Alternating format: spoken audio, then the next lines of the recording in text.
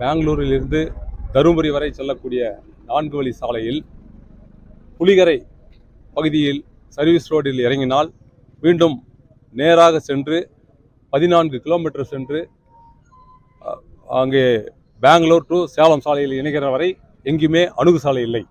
ஆகவே தருமபுரி தலைநகருக்கு செல்லக்கூடிய வாகனங்கள் கூட நேராக சென்று அங்கே 14 கிலோமீட்டர் சர்வீஸ் ரோடில் வந்தால் மட்டும்தான் தருமபுரிக்கு போக முடியுது. அப்படி இல்லைன்னா மெயின் ரோட்டில் நேராக வந்தோம்னா நேராக தடங்கத்திட்ட போய் தான் மீண்டும் தருமபுரி வரக்கூடிய சூழல்.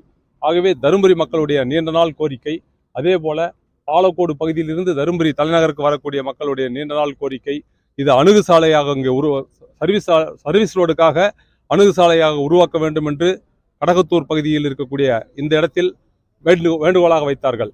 அதை இன்று வரை அதை நிறைவேற்றாமல் இருந்த நிர்வாகம் இன்று வரை மக்கள் சிரமப்படுகிறோம் என்று சொன்ன காரணத்திற்காக இங்கே மக்களோடு சேர்ந்து இணைந்து இந்த வாய்ப்பை நீங்கள் உருவாக்க வேண்டும் என்று கோரிக்கை வைத்ததன் அடிப்படையிலே இன்று முதல் இந்த புலிகரையிலிருந்து தடங்கம் வரை செல்லக்கூடிய இந்த சர்வீஸ் ரோடிலே அணுகு சாலையாக கடகத்தூர் பகுதியில் இன்றைக்கு அமைக்கப்பட்டு இதன் மூலமாக தருமபுரி தலைநகருக்கு செல்லக்கூடிய வாகனங்களும், பாப்பார்பட்டி செல்லக்கூடிய வாகனங்களும், அதே போல பெண்ணாகரம் செல்லக்கூடிய வாகனங்களும் இதில் செல்கின்ற பொழுது நீளம் அதே நேரத்தில் பொருளாதார ரீதியாக அவர்களுக்கு கூடுதல் செலவாகின்ற அனைத்தும் மிச்சப்படக்கூடிய நிலை உருவாக்கப்பட்டிருக்கிறது.